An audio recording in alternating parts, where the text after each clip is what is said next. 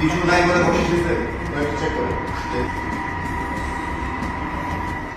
শাহজালাল আন্তর্জাতিক বিমানবন্দরের টয়লেটের টিস্যু বক্স খালি রেখে হাত থেকে টিস্যু দিয়ে প্রবাসী ও যাত্রীর কাছে বকশিশ দাবি করা এবং এরাইভালে ফরম পূরণ করে বকশিশ দাবি করে যাত্রী হয়রানির একটি অভিযোগ ফেসবুকের মাধ্যমে নজরে আসে বিমানবন্দরের ম্যাজিস্ট্রেট KM আবু নওশাদ খানের। বকশিশ নিয়ে আমার আশায় আসে, তাহলে চাকরি করা দরকার নেই, ঠিক আছে? আপনি সর্বোচ্চ 100 টাকার সাথে রাখতে পারবেন, এর বেশি পাওয়া গেলে কিন্তু আপনার বিপদ হবে। কেয়ারফুল থাকবেন, পরিষ্কার পরিচ্ছন্ন থাকতে হবে। এতে রাতে ডিউটিতে এসে ফুল টিম নিয়ে বিনা নোটিসে অভিযান পরিচালনা করেন তিনি। 100 টাকা থাকতে হবে, এর বেশি যদি থাকে আপনি বকশিশ দিতে পারবেন না, বকশিশ জোর করে চাবেন না, ঠিক আছে? যদি এমন হয় তাহলে কিন্তু বিপদে পড়ে যাবে, চাকরি থাকবে না, পানিশমেন্টও হবে, ঠিক আছে? বাকিদের খেয়াল করে বলে দিবেন।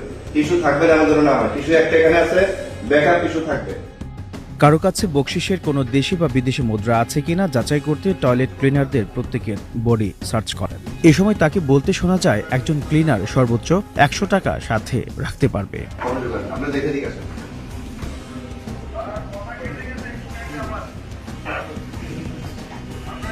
বকশিশ দেওয়া যাবে? টিস্যুর ব্যাপার সরাই ফেলেন। বিষয়টি নিয়ে তিনি ফেসবুকে একটি স্ট্যাটাস দেন। তাতে তিনি লিখেন, টয়লেটে টিস্যু না পাওয়ায় দায়িত্বপ্রাপ্ত ব্যক্তির ডিউটি তাৎক্ষণিক বাতিল করা হয়েছে এবং টিস্যু না রাখার অপরাধে চুক্তিবদ্ধ প্রতিষ্ঠানের ম্যানেজারকে 30,000 টাকা জরিমানা করা হয়েছে। প্রতিবন্ধীদের টয়লেট কি দিনে 100 বার ব্যবহার হচ্ছে?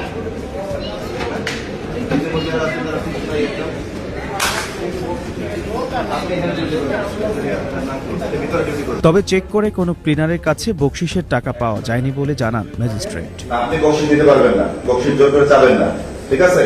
যদি এমন হয় তাহলে কিন্তু বিপদে পড়ে যাবে, চাকরি থাকবে না, পানিশমেন্টও হবে, ঠিক আছে? বাকিদের খেয়াল করে বলে দিবেন। টিস্যু থাকবে না এমন যেন না হয়, টিস্যু একটা এখানে আছে, ব্যাকআপ টিস্যু থাকবে। তবুও সকল ক্লিনারকে ডিউটিতে আসা এবং যাওয়ার সময় বকশিশ নিয়েছে কিনা বডি চেক করে নিশ্চিত করতে নির্দেশনা দেন তিনি। কেউ যদি বিনা কারণে যাত্রী বা প্রবাসীদের হয়রানি করে তবে টার্মিনাল A-কে অবস্থিত এয়ারপোর্ট ম্যাজিস্ট্রেট কোর্টে প্রমাণসহ অভিযোগ করতে বলেন নওশাদ খান।